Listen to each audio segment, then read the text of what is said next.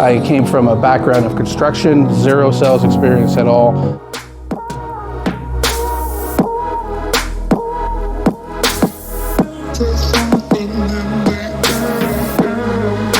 The other great thing about Family First Life is the sharing of knowledge. No one guards knowledge here.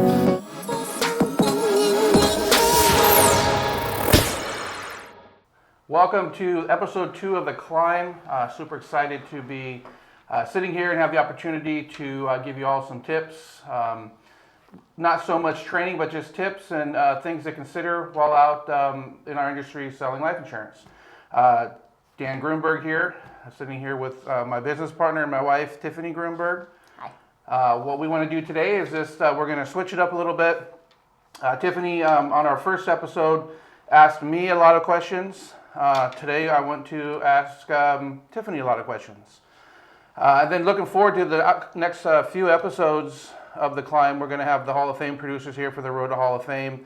And we're going to try to get all 6 of the panelists in here and interview them. So that'll be great. Yep. Tiffany, why don't you start out with, give us a couple of people love secrets. Like secrets, you know, we all love secrets, especially when it comes to being successful, like secret success tips. So if you can give everyone, just 2 secret tips to success. So I don't think there are secrets when it comes to success. I think the first thing you have to do is work. I think that's when we talk about success, there's so many opportunities for success in our industry. And what I really find happening is this kind of, we like to call it this soft mentality where you want these extraordinary things with very underachieving effort. And that happens a lot in this business. And the reality is if you just will buy into the reality that success comes from effort, it comes from work, it comes from honing your craft, it comes from absorbing every piece of material that you possibly can get your hands on. That's where real success is. And I don't think that's a secret. I think that if you watch any successful person, they're going to share very openly with you that it's about work. You have to go to work. You have to set up and create structures and schedules and real-time opportunities for yourself instead of, hey, I'm going to do this. And then I think that's what happens a lot in success is that people say, hey, I'm going to, but never do. So the biggest secret, that's not a secret, I would say, is going to be you have to go to work.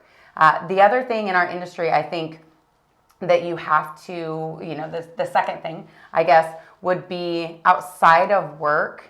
The real thing you have to do is, like I said a little bit before, honing your craft. Talking about what you do all the time and immersing yourself into the business is the next thing I think that you have to do. It's not just about the work, right? It's not just about getting in front of families and helping them. It's also about what are you doing to make yourself better? Are you having conversations with people outside of your business and your industry about what you're doing? I think that helps a lot with recruiting. But again, not keeping yourself a secret is the secret. So work and then, really absorbing the business, making yourself better, focusing on every opportunity you have to get better and not just choosing when you decide to get better, but doing it all the time. Right. It's fun to call them secrets because they're so obvious to you. I think us normal people don't think of them. So it is kind of a secret. And when you share that, it's no longer a secret. Right. So also a little shameless plug. If you go to my Instagram page, I do a secret tips for success once a week. Anyways, give me what's been the craziest thing that's ever happened to you in the field? The craziest thing? There's so many. I love what we do and I love going into homes. I still think that's the best part of what we do. But some of the most interesting things that I find are people and they are who they are from, the door in. So you kind of get this like little sneak peek into someone's life when you get the opportunity to help them in their home. But I think one of the craziest things that happened to me in a home was I have a fantastic client. She is no longer with us. She was my client for life, and I think that's awesome because I was able to help her, helped her family members as well, and then she passed, so I was able to get that claim check to their family. But when I was in the house, she was a collector of lots of things, so there was not much space in her home. We're saying it politely. And she had birds, a lot of birds, a lot of birds. And she collected every feather they had ever lost. And when I left, she wanted to make sure that I took a jar of their feathers home. That's creepy. It was, I would say, because you had birds on your shoulder while you're running the appointment and everything else. But that was probably one of the craziest things. But it was so important to her because the feathers were so important to her. It just was, I didn't keep them for very long. Right. You know. Well, that's cool. Yeah, we do get into some pretty unique situations. It's cool that what you said, though, was, she was your client for life. Yeah, and she very much so. really was. Mm-hmm. And then you helped her Absolutely. family after she passed. Do you remember the craziest thing that happened to me? Lots of things have happened to me. It's the most bizarre thing. I think more crazy things happen to Dan than anyone else out there. I'll share mine real quick because it's funny, and I was thinking about it this morning. I went on a business trip to Montana, and I was at this house in the middle of nowhere, and I needed cell service because I needed to call my upline, Tiffany, because I wasn't quite sure where to go with this client. And I had zero service. So I was literally the Verizon guy, like walking out, and they were on 30 acres in the middle of the woods. So I'm out in these pine trees, or are there pine trees in Montana? Yeah, I think they are. And I'm like literally looking for service bars, and it was dark, it was moonlit, and I find myself in the middle of the woods, and I see this large black object coming towards me. And it was either a bear or a raccoon. And I screamed and I ran back to the house and I was pounding on the client's door. And I got in the house and I told them what happened, and then they were laughing. It was their dog. It's so much better if it would have been a bear. But yeah, fun. We have a lot of fun with our clients. And the important thing is they are our friends. They become people that rely on us. And then they rely on us to be their person to take care of them when they pass away, to take care of their family. What are a couple factors that separate you from other people in our industry or other people in sales in general? Matt Smith says all the time, you got to do something that separates you, something that makes the clients drawn to you. So what are some factors that make you stand out, not be better than the rest, but what makes you stand out from the others? I think one of the biggest things, and luckily I learned this early, is I found that I listen more than other people that are in homes. Because I'll go behind an agent who couldn't help them, air quotes, and still be able to help the family with a piece of business because they asked for it, right? So I think that's the biggest thing. When you learn to ask questions that provide you with an opportunity to listen to your client, I think that for me is what really helps me stand apart. Because there's been plenty of times in a home where I've just set the financial inventory aside and listened. Let your clients tell you their story. This is about them. This is about what solution you can help them with. And if you're not listening to hear their circumstances or their problem or what have you, you can't provide true valid solutions to their situations. So asking better questions, not yes or no questions. Yes or no questions are the ones you ask in the close. Those are the ones where it's just going to be a yes. You lead and guide and direct them to that scenario by asking really good open-ended questions. And I have run, appointments with other agents before, and I can guarantee you, if you are struggling in the home or if you're, doing virtual and you're struggling with in-home scenarios, you aren't asking the right questions. And if you are asking good questions, you're not listening to the answers. You're listening to move on instead of listening to hear. And I think those are really different things, because so many times I've sat with agents and I've heard them ask a question and not hear the response and then go to their next question instead of the client's next question, right? It's just really kind of bizarre to me that we're not hearing what our clients are asking us for. So I think that's really what separates what I do. Right. How about, do you ever prepare yourself so you look like you're more professional, or you know certain things around that community? Like, for example, what I did is I studied the local credit unions, because I would get a lot of people say, I already got insurance through Joe Schmo Credit Union. And I'd be like, oh yeah, they use this carrier and it's probably accidental death. And any time they come up with something like that, I'm able to combat it, or come back with I know, and that establishes professionalism, I think. Yeah. Any of those tricks that you could share with us that you may have done? Yeah, I think that's super valuable. You need to know the circumstances. Now, let me be clear. If you go in with an expectation, you're going to fail, right? Because everybody's circumstance is different. And you have to be able to ask good questions to find out what their circumstances are, because not everybody's the same. This isn't a cookie cutter business in any way. So I think, finding out information about, I think credit unions, that's a great tip, just because a lot of banks will offer that, instant $1,000 or what have you, or large accidental benefits. And they feel really confident with that. And you don't, being able to say, I understand that product, here's what that really is, let's give them a call. So I think that's really good. The other thing I would tell you is understanding, if you are running a final expense appointment or if you're running a mortgage protection appointment, one of the things you should understand are burial plans, cremation plans, and mortgages, how they work. I think that's, like, I'll talk to people all the time that are new and coming into this and they don't own a mortgage.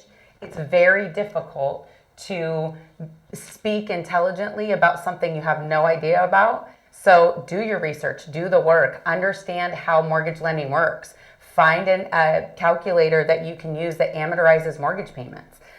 Find out call the local burial or funeral services and find out what their average cost is. Things like that will set you apart. Absolutely. Okay. Yeah, that's good.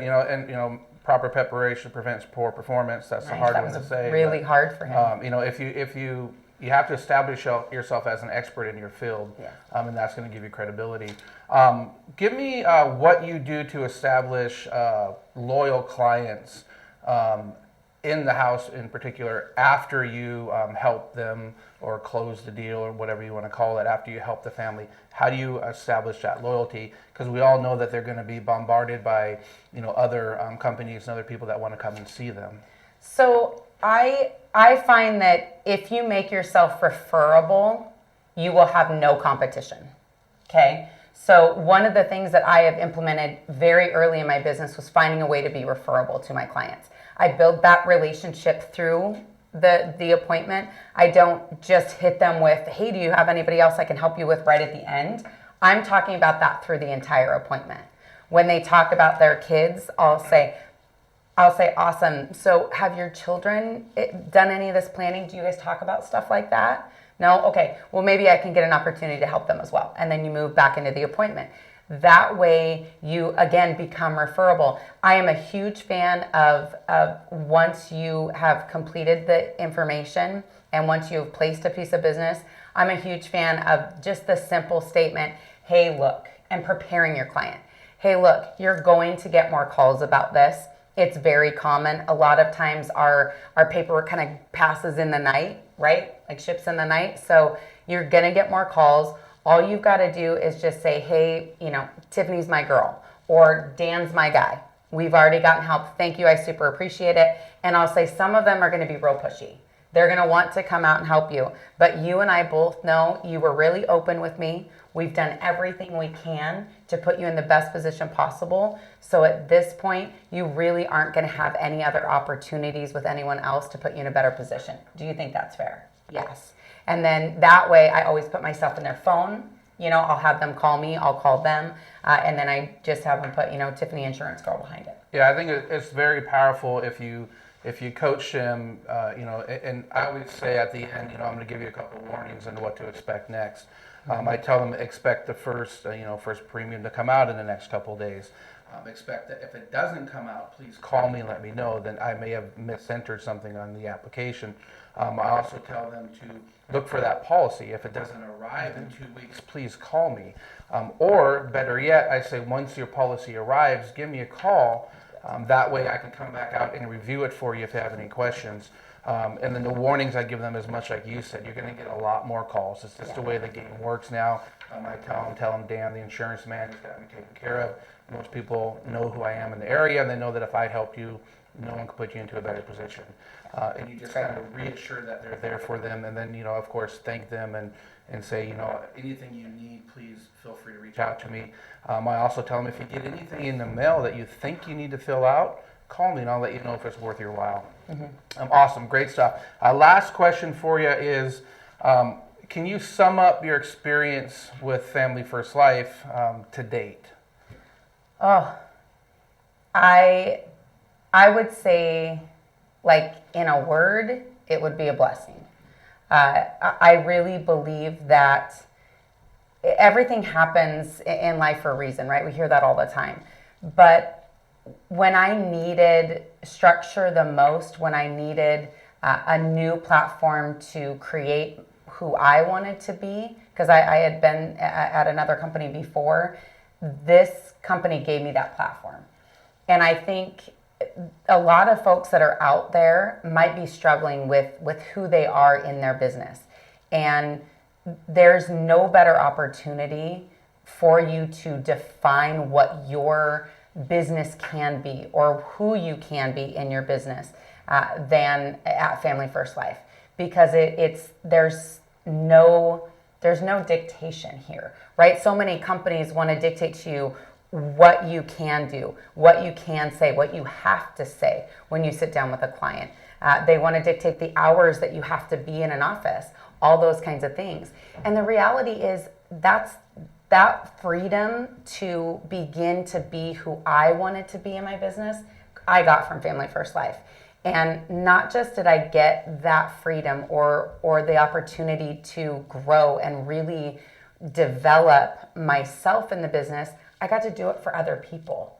I remember, sitting in a meeting early on and thinking, man, this is the best thing that I could ever have an opportunity to do. And watching it change our family circumstances, watching the girls, our daughters, be proud of what I was doing, watching them have more opportunities, watching you decide that you wanted more out of what you were doing. When Dan had been legacy in the career he was in because his father worked there, his uncles worked there, his cousins had worked there, and watching this business and Family First Life give us the opportunity to build a business together and be there for our kids when we want to be and change our economic situation. I could never ask for anything more than what Sean Mike has built here and what our mentors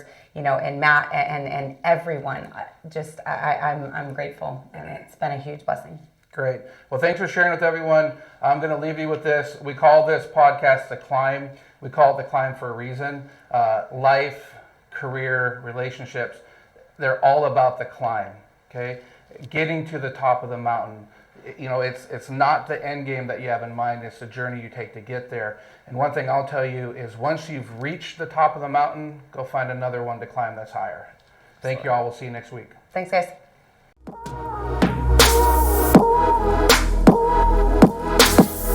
Something